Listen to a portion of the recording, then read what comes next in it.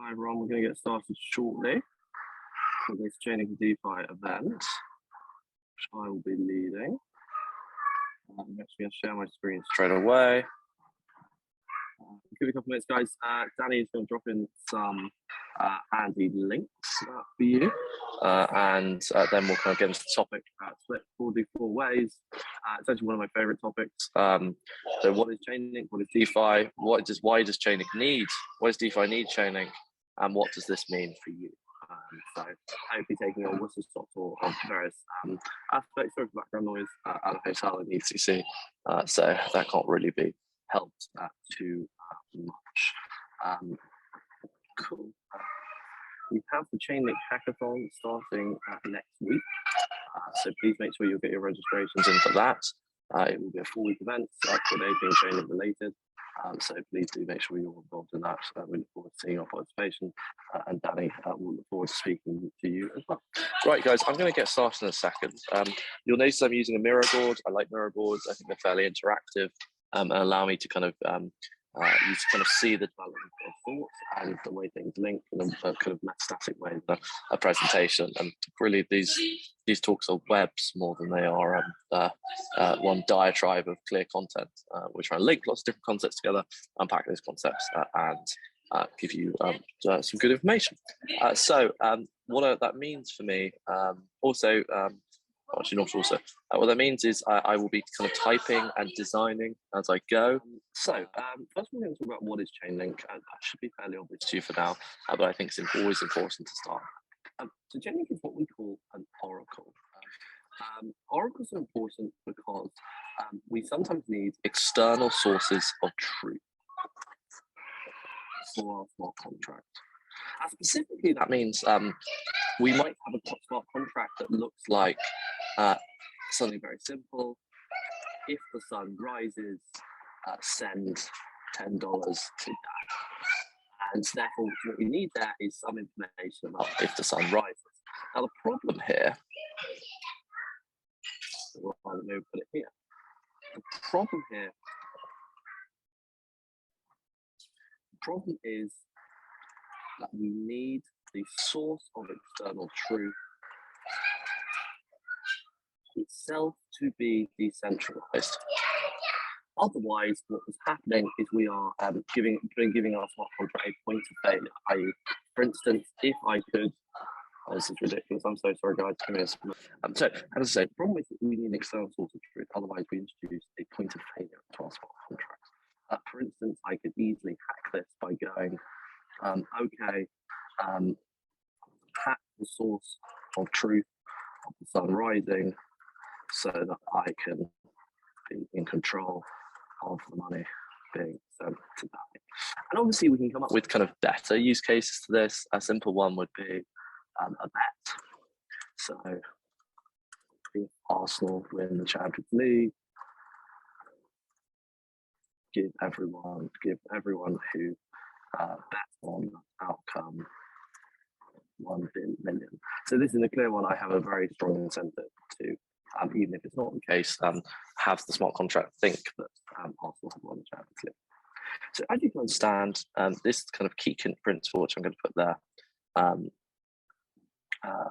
if we are going to go to such lengths to make blockchains decentralized and trustless, doesn't mean you don't trust it, but you trust the code, we need all our tooling to also be decentralized. And Chainlink, and what oracles end up looking like is what, for those who are familiar with Web2 development, is APIs, basically links to data feeds.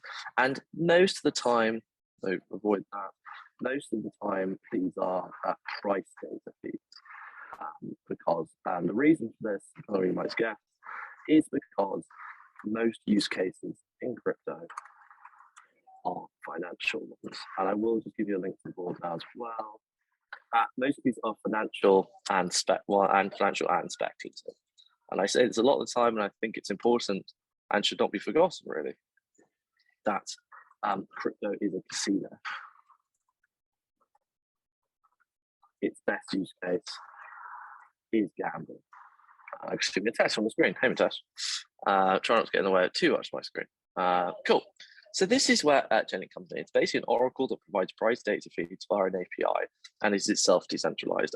Next question is how it's decentralized, and then we'll finish on that note and move on. And it's effectively decentralized by having effectively a reputation system around actors who provide information, who provide, or rather, data, and who are incentivized to give good data and punished for providing bad data. Cool. So this is Chainlink. Now the second question is, what is DeFi? And DeFi, so effectively means decentralized finance.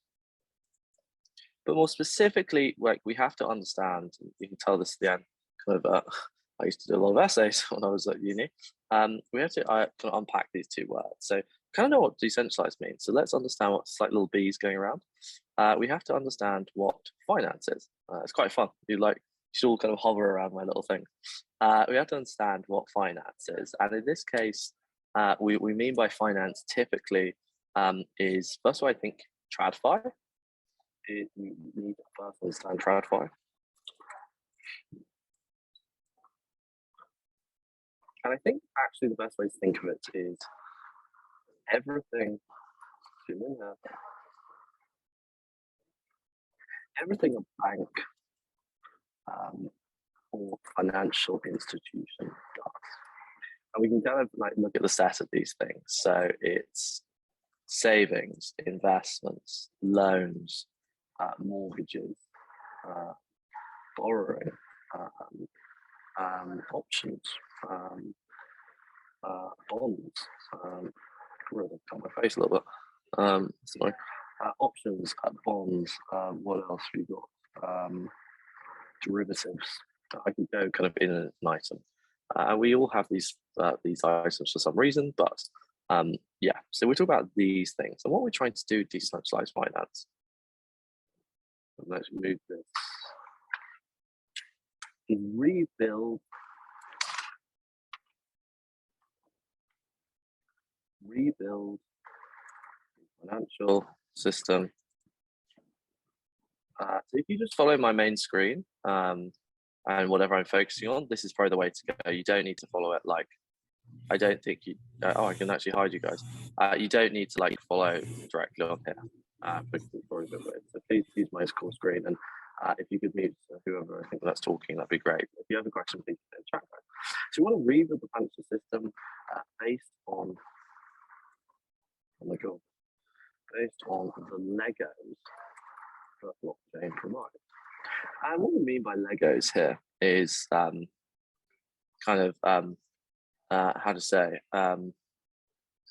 Legos here mean smart contracts and as open source technologies we can combine together to make new use cases. We'll talk about a few of those in a moment. Now, and I think this fits, we call this DeFi. This fits crypto very well because the one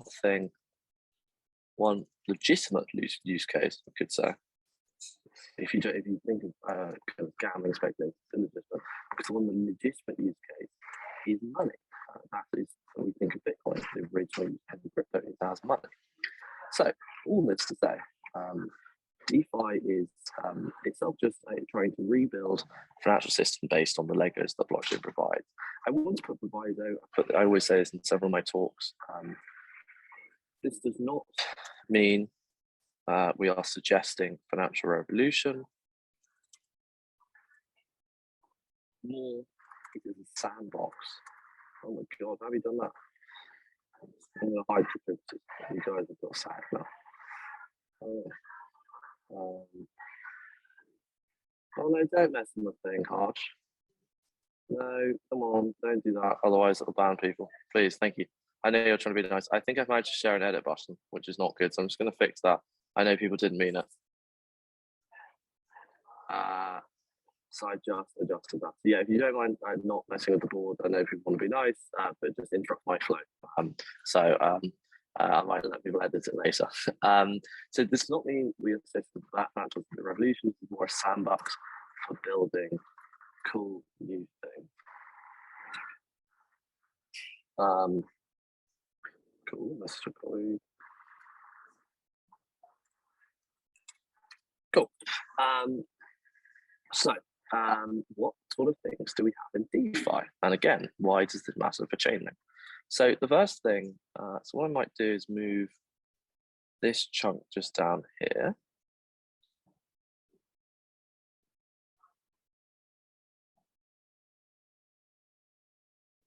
The first thing is you've obviously got money.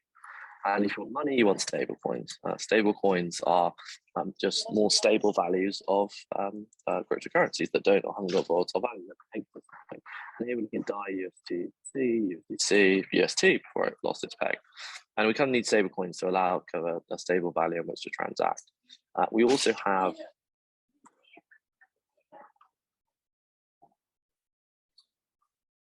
decentralized exchanges. Uniswap. We have lending.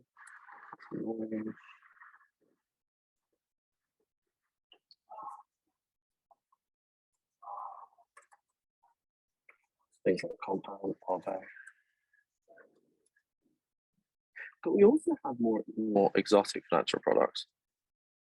So we have options platforms. OPYM. We have leading the supplement derivatives, DIDX.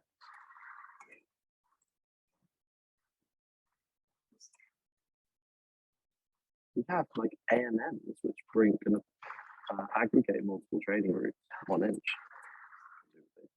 Anyway, we have lots of these sorts of different products. And one key thing, this brings me on to kind of point 3, is so why do they need DeFi? And I think it's worth kind of looking at each of them in turn. So the key thing to say again is DeFi needs Chainlink because of price feed. This is the only Chainlink data feed. Okay, so let's actually have a look at a Chainlink feed. We had a look at one before, but I think it's important to look again. So let us find. Okay. There are these things we should talk about, but let me.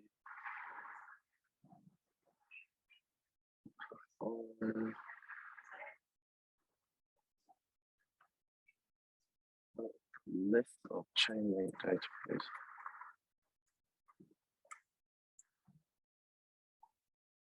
Okay, so look, these are price feeds. Look, they're all just price feeds. Are just pricing pads. And again, you might think, so why is this the case? Well, it's because, like, obviously, the price of something is the most important thing when you are building financial use cases. It's fairly obvious. Or rather, we have to know what the value of something is in order to generate the value of associated product. But let's look kind of specifically. So let's look at a DEX, for instance. Well, this is fairly obvious. Now, kind of, I guess there's 2 things to say here. One, a DEX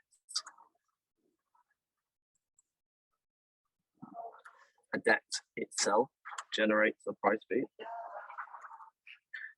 Because for those who don't know, pools, which is the way DEXs work, because pools use the amount of each token in that pool to generate a price. E.g., if there is 10x and 1y in a pool, x equals 10y, and no, other way around. Y equals 10x and x equals y over 10.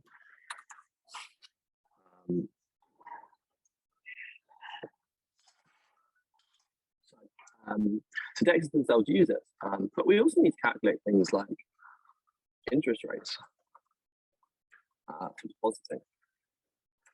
We need to calculate things like rewards.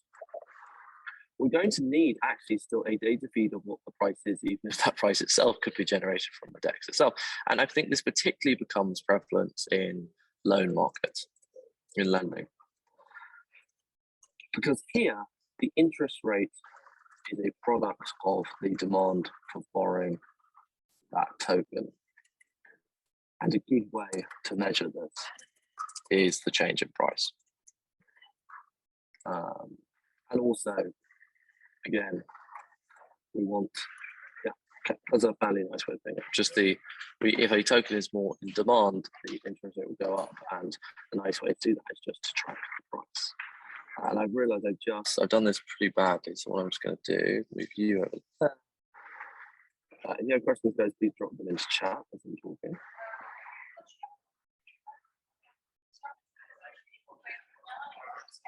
Cool. What are these Discord caps? Stablecoins need Chainlink Oracle feeds. A stablecoin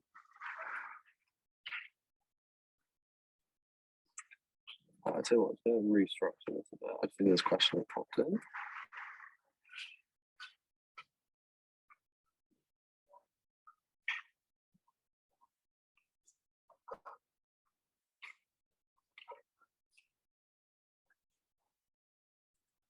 A stablecoin needs, or a stablecoin protocol needs to know its own price. It knows price on its token. In order to know when to interfere in the market to stabilize that price.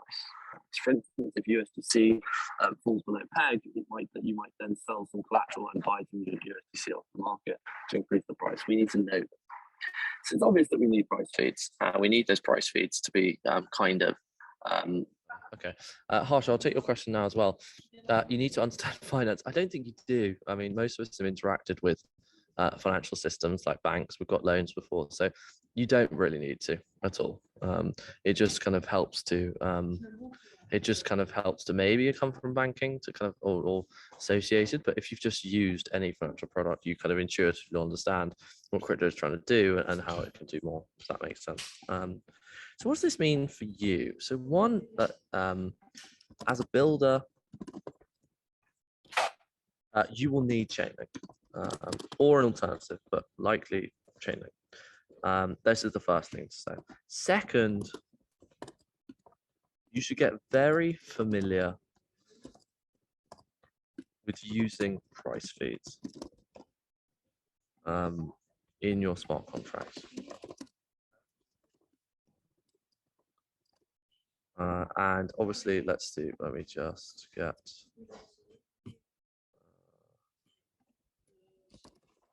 docs. You can follow the docs for obviously a deep dive into.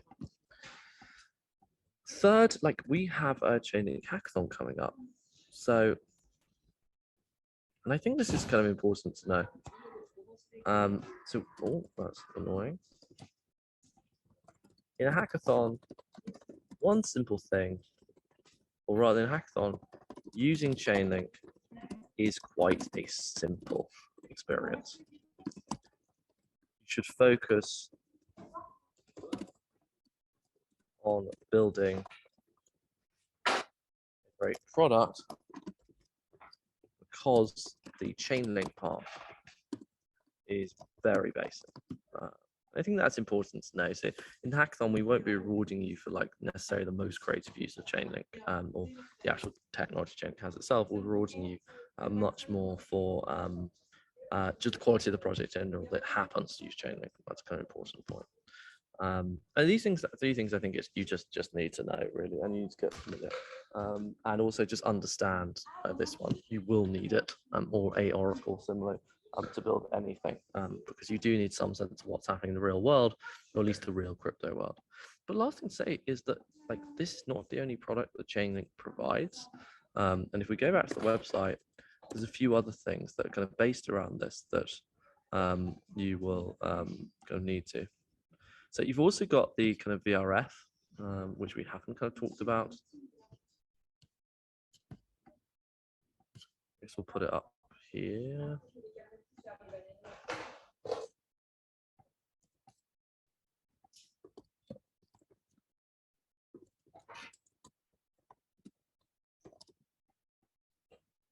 So you've got the VRF, which is the variable random function. Blockchains are deterministic. It's very hard to generate randomness.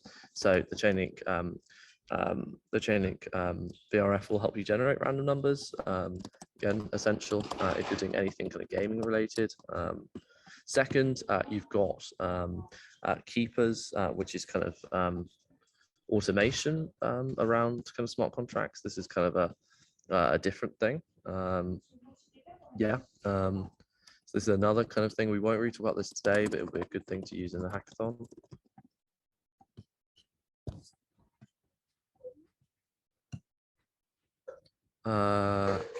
And the thing that I think is going to become more popular, which we're not going to talk about today as well, is cross-chain communication. We'll just say a word on now. At the moment, look, if you want to do anything between chains, it's very difficult. Great example for this is if you want to move tokens across chains. The problem with moving tokens across chains is that a token it means it represents an asset on a specific blockchain. So to have that asset recognized on another blockchain, you actually have to create a new asset. And usually this asset is a representation, a replica that copies, but is not the same as the original asset. So typically with cross-chain, you have what's called bridges. Bridge works like this. I have a token on one side called Anthony token, and this is on Jake's chain, and I want to move it to Danny chain and also have it. So on this side, let's call the token standard Jake standard. So my token you could call is an Anthony, a Jake Anthony token or a J Anthony token. What would happen is I'd lock this J Anthony token on one side as a collateral. It would mint on the other side another token called the D Anthony token, Danny Anthony token, and this then would be usable on that chain. I do then have to have two different accounts, and that's the one token only exists because there is collateral on the other side. So it's kind of like if you've ever had a cart or a trolley at a supermarket, putting a coin in order to reach the trolley or the item. Cross-chain communication, already you have this issue. So you need to basically always create two copies of any asset. But cross-chain communication, you want to basically tell one chain, for instance, that tell Danny chain from Jake chain that Anthony is moving over and a new asset is being created. And Chainlink, on account of being on so many chains, mainly EVM chains, Ethereum virtual chains, ones that use Solidity and Ethereum's execution environment, Chainlink is quite well placed to do that. So they have that, and I hope you kind of have a look into that in the hackathon. That takes us neatly to half an hour, guys. I want to kind of summarize what we've talked about so far. We first will start by introducing the concept or reintroducing the concept of an oracle, which is basically how do we get external sources of truth into our smart contracts. And this is a problem because we can't just point to Wikipedia, because someone could change Wikipedia and then have vast influence over our smart contracts. For instance, if I were making a bet on a blockchain, do I think Trump will be the president in 2024? You could have a situation, and I bet a lot of money and I got good odds, you could have a situation where someone managed to hack Wikipedia and say that Joe Biden won, and then I would lose the bet despite it actually being the case that Trump won, for instance. So we cannot have that. So we need to have sources of truth that themselves are decentralized, and Chainlink does this by perpetually creating a reputation system around actors who provide data and are incentivized to give good data and provide bad. Chainlink exists therefore as mainly price data feeds, and these are important because of DeFi. DeFi itself is basically rebuilding the financial system based on Legos that blockchain provides. We aren't talking about financial revolution here, just building cool products such as the Uniswap, such as stablecoins, such as lending, such as derivatives, such as AMMs, and many others. These what we call are composable. You can mix and match them together to build new cool products because they're all open source.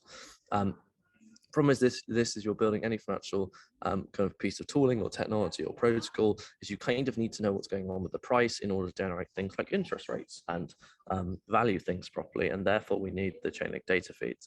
Therefore Chainlink becomes a vital piece, a absolutely essential piece of the DeFi puzzle, and you must we'll come on to it and learn it. We looked at 3 particular examples. A stablecoin, for instance, needs to know the price of itself at a smart contract level in order to know when to interfere with the market, stabilize its own price. In lending, we are going to need to know the price of the asset in order to generate a good interest rate. And with a DEX, we might want to calculate things like rewards. All this to say, I have 3 broad pieces of advice. One is that, again, you need to learn Chainlink, and our hackathon is a perfect time. 2, you need to get familiar with the price feeds specifically, and you can follow the Chainlink docs, and they are very widely used. And 3, this means that realistically, when you're building something with Chainlink, the exact implementation of Chainlink will be fairly standard and basic code, and therefore you should focus in hackathons not on the Chainlink part, but on building a good general product that does good general things. There are also 3 other products I want to highlight you towards. VRFs, random numbers, are important because blockchains are deterministic, and as a result, you can't rely on them to generate random data. So Chainlink has its own source of randomness that you can use if you want to build something, for instance, like a game or gambling device. There's also Chainlink Keepers for automation of smart contracts, and they've started to do cross-chain communication, which is important because blockchains don't really talk with each other at the moment, and realistic at the moment you have to have accounts on both sides in order to do something. That is the talk in general, guys. It's particularly aimed towards our hackathon that's happening in 2 weeks. I remind you of that, or next week, sorry, which is a 4-week hackathon where I expect to see some really good things, and hope to see a lot of you do extremely well. Do we have any other questions, guys? Awesome. We will have a summary of this article, of this event to go up tomorrow, as well as I will put a summary on Twitter as well. Please do make sure to follow the Encode Twitter account and me, and I look forward to following you back, and I see some of you already have. So that is brilliant. In the end event, guys, thank you very much for your time this evening. If you're in Paris, enjoy the rest of Paris. And thanks, Peter. That'd be very useful, actually. And we look forward to seeing you at the next events and at the hackathon. See you all very, very soon.